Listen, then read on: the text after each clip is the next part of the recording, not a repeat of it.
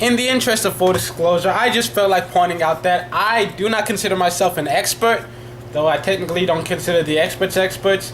I'm not really giving you fantasy advice. I'm simply telling you my opinions on fantasy, just based on the years that I've had. I mean, I've been doing this for 7 years.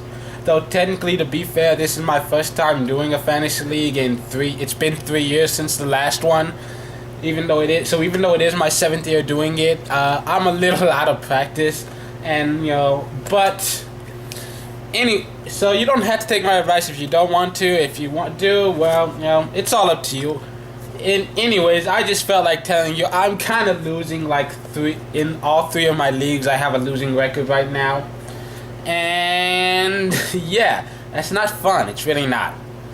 I've got 2 of my teams. I'm 1 loss away from being eliminated from playoff contention, so yeah, that sucks.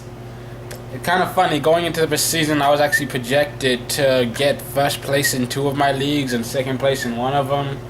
A lot of my players have just been underperforming, and it just kind of hit me like, wow. Anyway, so yeah, I'm not giving you too much advice this week. I'm just going to go over injuries and stuff. Darren McFadden and Mike Goodsen are out. Taiwan Jones will be the starter. There could be some sleeper potential because the Ravens have done a terrible job stopping the run this year. I personally wouldn't risk it, but you can if you want to. Hernandez, he's been extremely questionable today. He's been extremely questionable. He's had limited practice, and I saw an early report today that said he's been ruled out. And Amendola is expected to make his return this week for the Rams, going up against the 49ers. He's listed as questionable, even if he does play though. First game back against the 49ers defense seems like a pretty risky play. Jake Locker returns as the starting QB for the Titans. Darren Sproles is out for another week with his broken hand. The Minnesota Vikings Percy Harvin was considered a game-time decision. Once again, early reports this morning say that he is out. That they walked him out this morning, and he wasn't doing too well. They figured it wasn't good enough. He wasn't good enough that they would take that risk of further injury.